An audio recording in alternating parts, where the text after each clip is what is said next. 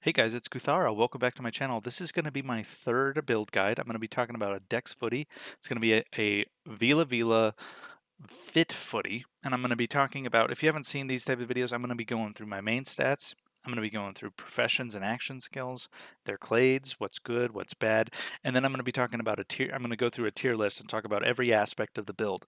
The video can run a little bit long, but if you're interested in something specific, maybe you just want to see the tier list, kind of how they rank up at different stuff, you can just scroll to the end, but I'm going to be going pretty in depth here talking about everything. So if you don't know who I am, my background, I've got about 3,000 hours in the game since launch. I've played every single build in the game. I've theory crafted a whole bunch of weird things like mounted mage, mounted Thursar stuff, and I've got a lot of experience testing and playing solo. I've got a lot of experience playing now as a group now that I run a guild.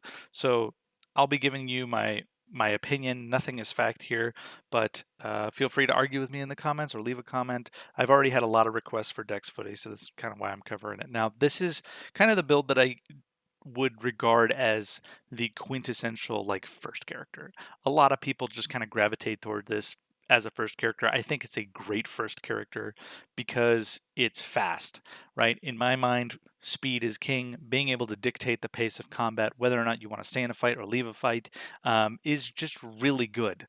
It's a little bit higher skill ceiling than most people think because you can't really trade well. There's some other things I'm going to cover because you're a little bit squishy, you have less health, right? But first, let me go through the main stats and I'll talk a little bit more about that in a minute.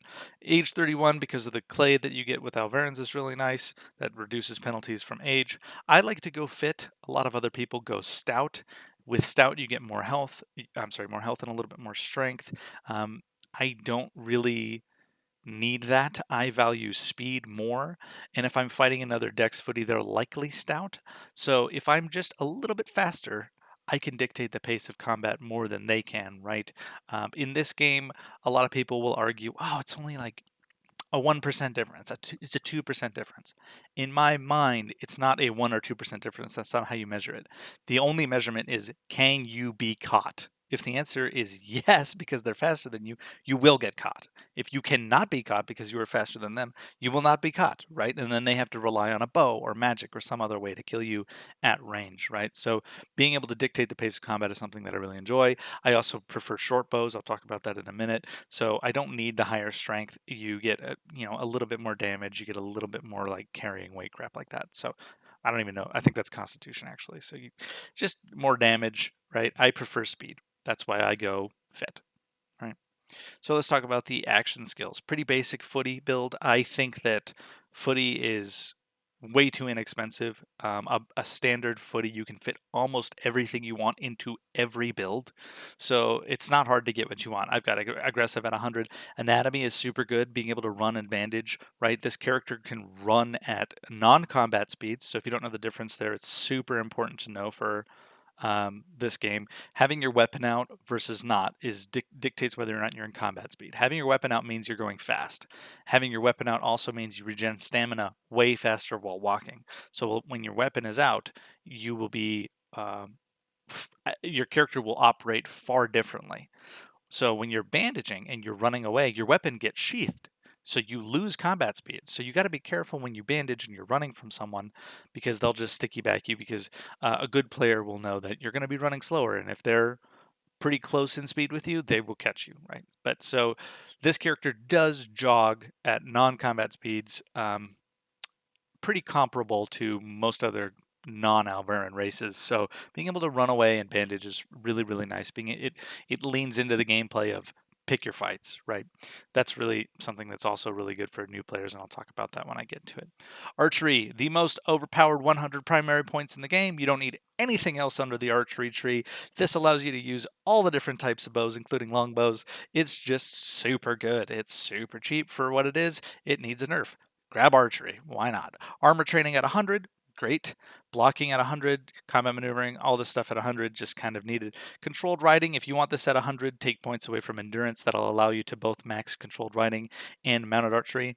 This character is super good for solo play. When I build a character for solo play, I'm thinking about 1vx. I'm thinking about mostly what is good enough in most situations. That's kind of how I build my characters so that I can be good enough so that way I'm not over um, over dedicating points that I don't need. If you don't know how men at archery works, you probably don't because you're watching a build guide video for it.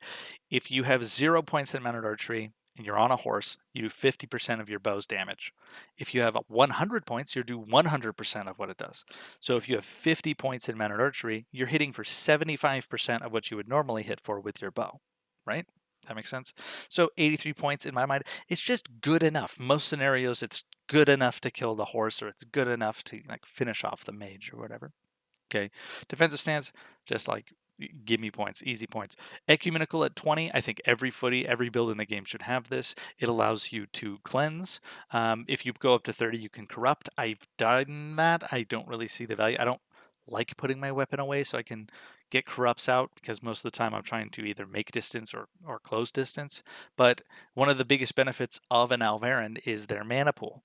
They have much more like raw mana because they can't go any higher on these 3 stats, so they have extra points left over for their psych. So their mana is really good. So being able to cleanse is super valuable. Also, if you don't know, what you want to do is you want to flip these. You want your intelligence to be higher while you're leveling your character and fleshing him out because you read books faster. Once your character is air quotes done, swap these, put your points back into psych. Okay, I should have covered that up when I was talking about main stats, but whatever. So Ecumenical at 20, being able to cleanse, you get 3 cleanses. It's fantastic. It's really, really good. Endurance, it's just like for extra points. If you got it, throw it in there. It just gives you extra stamina. That's basically it. You don't, endurance is only really good on a Thursar, but since being a footy is so cheap, why not? Right? Heavy armor training, I have it at 100. Being able to wear the heavier armors is not something that Alvarians do well. They are a skinnier, lighter race. They're elves, right? So they can't wear steel by default.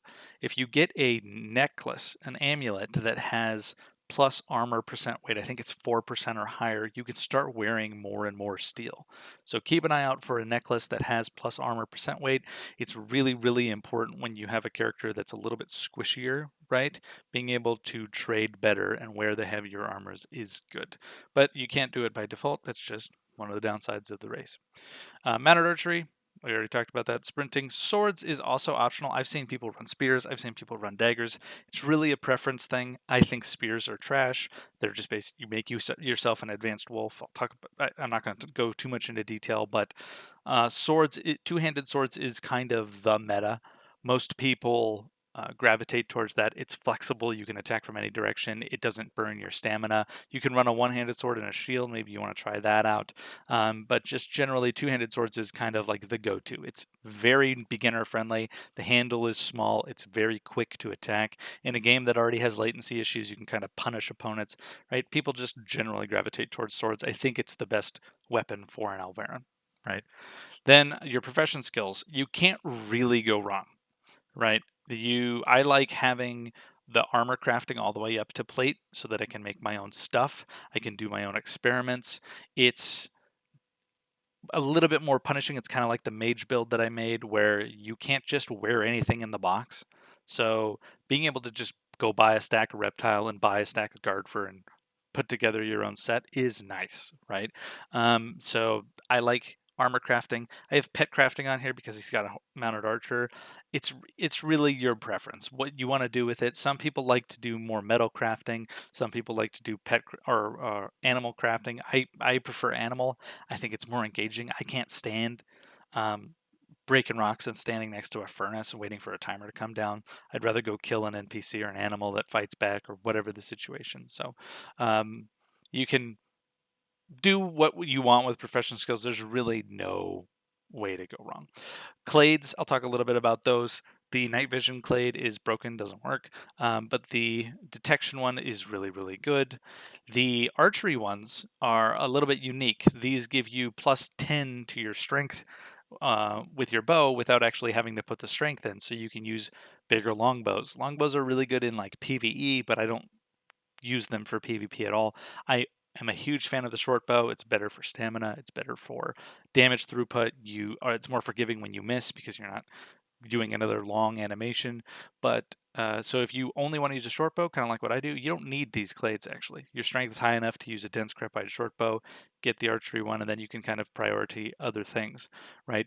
Being able to, the war cry is the best war cry in the game, right? The movement speed war cry often can dictate the pace of combat because, like I said, it's not whether you can be caught.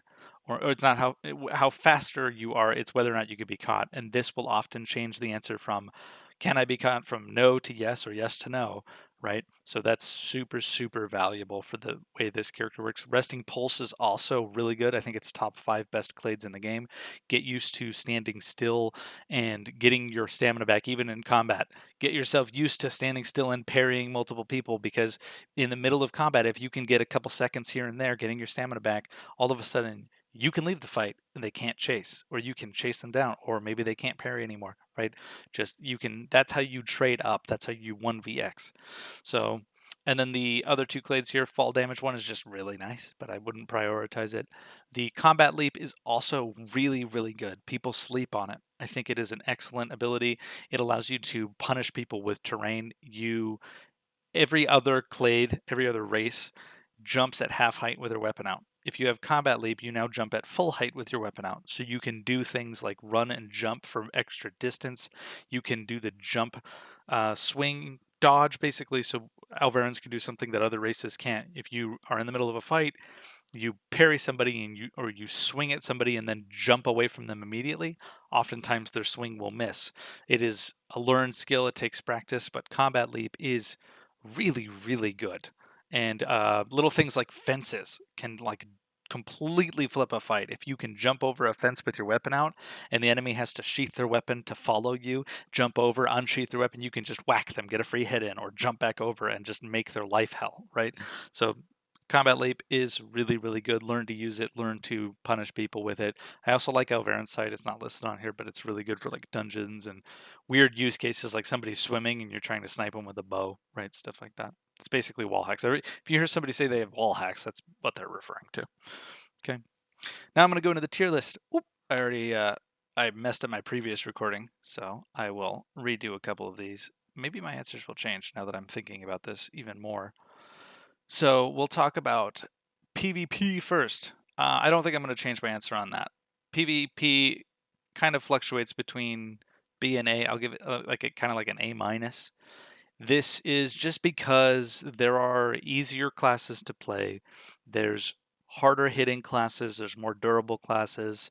Uh, Being an Alvarian foot fighter is really dependent on your game knowledge, right? It's good for a noob because it doesn't take anything, it doesn't take any knowledge to just run away from a situation, right? If you're unconfident that you can win a fight, you can just leave most of the time, right? But PvP wise, it's good. It's just not the best. It eats up action economy.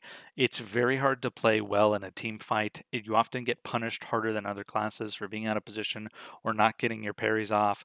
So you eat your healer's time up. It's good and bad, right? 1v1. I'm gonna put this in.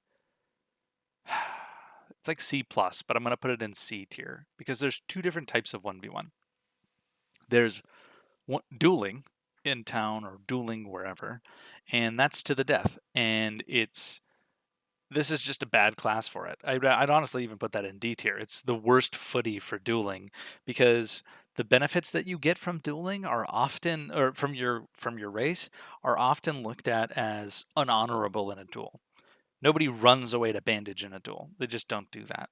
They don't bunny hop over fences to win a fight. So it's not that good for dueling.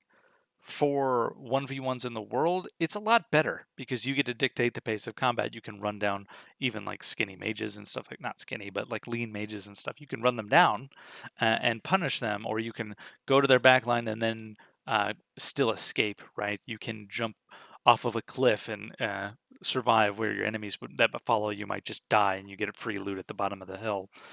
It's okay for that, right? 1vx, I'll put this in B tier, and I'm putting it in B tier mostly because if you have really good game sense, you can punish people in ideal situations. This is often a build that streamers will run because it's very solo friendly. So to be solo friendly, you have to be able to punch up. In ideal situations, you can punish bad players or out of place players, and occasionally, if you're really good, you can just take advantage of killing uh, veterans as well. So it's good. It's not amazing, right? Utility. I'm gonna put in A tier. It's like A plus, honestly. It's not S. I think that Augmirs and mages kind of sit in the S area for utility. They can just do so much more, but they have the best war cry in the game with the movement speed. They can fall off of cliffs, they can jump over boxes and fences, they can do a whole bunch of different like weird utility things, um, which is true for any race, but theirs is actually practical. So I put that up in A tier. Um, they're also a mounted archer, so they can kill horses pretty well. PvE. It's B tier, mostly because, like I said before, footies are cheap. You can put almost anything into a footy build, right? They're not expensive to get most of this stuff. Almost every footy build can fit mounted archery unless you're going really specialized. So being able to just go out into the world and kill any mob with that's not in a dungeon with just ease is good, but it's also pretty average. Like most people can do that, so it's okay. Offense, I'm gonna put this in C tier. I'm actually gonna. I need to be a little bit more critical. I'm gonna put this in E. They are the weakest footy, hands down. They do the lowest amount of damage. They can't use the big boy longbows. They have to use a weaker version of a longbow. They don't trade well. They have the lowest percent base damage. They just don't hit hard. Defense. They also wear the weakest armor, but speed is king. I'll move them up to C tier just because speed is king. They can dictate the pace of combat, which is good. It's just really, really skill based. Team fights, I'll put it in B tier. I like having a dex mage. If you're fleshing out your team composition and everybody's asking like, what should I bring? You want at least one dex footy in a group of 5, because the dex footy is the guy who can you want it to be your best player on the dex footy who has the best game sense, because he's the guy going into the backline to kill mages and surviving. A lot of people can torpedo themselves into a mage and maybe cut down a mage, but then just get cut down by the backline that turned to peel for them and uh, kills you because you overextended. It takes a really good player to dive a backline, get a kill, and then get back out, right? So they're good. They have good utility. Being able to speed your team up and stuff like that is good, but they're just I would rather have so many other things when I'm going to build my team composition.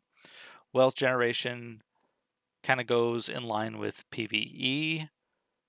There's not really anything that you can do specific because you're an Alvarian that you can't do otherwise. In fact, it would probably hinder you from being squishier. Like PVE is kind of just vanilla. You're either getting hit or you're not getting hit, and I don't know. It's AI, so um, it's okay. You can go out and do mounted archery stuff. Skill cap. I'm gonna put it in E. Yeah, I'll put it in F. It is it is really how am I trying to say this? It tricks you into thinking that it's easy, right? A new player might gravitate towards this for the simple reason of I want to be able to leave a fight. I want to be able to dictate a fight. I want to be able to go in and be faster than anyone, which is good. It's really good, but it also um, requires a lot of skill if you actually want to get kills, right? This is a good build for learning the game because you get to choose your fights more than any other race in the game. But you're not going to be securing kills very frequently on this character. I'll just say that. Unless you're really relying on your team to kind of carry you along and, push you in the right direction and give you coaching, it's going to be a really hard character to just master. So take that with a grain of salt. Solo. I would put this in S tier for solo. Like I just said, you be able to leave the fight when you want. It's a really good learning character. You're able to 1vx. This character was the first character that I ever made. I feel a lot of people fall into that same category. So it's flexible as well. If you look at videos with Apex, he's actually a tall Vila Vila that I rotated into a hybrid who's also a mage, because these Alvarans do have the benefit of having like 97 or 94 intellect, which is a respectable amount of intellect. So if you rotate into a mage, you can do that without deleting your character. And that's what I ended up doing. I went into daggers and I became a mage. So if you try this character and you fall in love with the speed, but you don't really fall in love with the foot fighting because you can't trade very well, at least you don't have to delete your character, wipe your Clade. You can re-roll into a lot of different things. This Alvarans are very flexible hybrids, so being a good solo character, this is perfect. They are S tier solos. I think they are the best solo race in the game, just kind of like hands down. Crafting, nothing special to talk about. You can't really go wrong. Uptime, when I talk about uptime, I'm talking about how often are you getting value from from your build. I'm gonna go put him in B tier just because he's a mounted archer. Kind of talked about this with my Ogmir build. Anybody that has a mounted archer, which is basically everyone, has dead stats when they're on ground on foot. As soon as you get off your horse, whether your horse gets killed or you dismount, all of a sudden those 200 primary points are now dead stats. You could have them in endurance. You could have them in pull swords or pull axes or potion utilization, something like anything else, and it would still be an active thing that benefits you when you're not on a horse. But if you want to change the build, maybe you don't care about the mounted archery stuff, you could bump the uptime up so that you're constantly getting value from whatever you pick. I just don't really think there's much else that is worth giving up. Mounted archery is pretty broken right now. It's generally regarded as pretty OP for reasons I won't get into. Farming, um, same thing. You're just farming as a horse archer. It's whatever. Overall, I'd give this build a B for all the things that I've talked about. It's good, not the best. A lot of people will probably find that ranking controversial. This is a very popular build because it's very solo friendly. A lot of people like to play solo and all the other reasons that I talked about. So there's probably going to be arguments about that. I could see it maybe being an A tier build, but if I'm being honest and having played as much as I have and knowing about as much about the game as I do think it's a B tier character. And with with that said, I think that it is a great first character to learn the game on. You want to do a lot of research. You want to talk to people that know the ins and outs of the game. Game sense is really hard to learn without a buddy. If you find a coach, somebody that can teach you how to play, and this character is a really good character to pick up and just dive into the game with. And if you don't fall in love with the foot fighting side of things, it is a great hybrid that you can rotate into anything else, right? This is a super flexible character that is a great baseline character to start with. So, thanks for watching. Like I said, my name's Kuthara. Have a good night.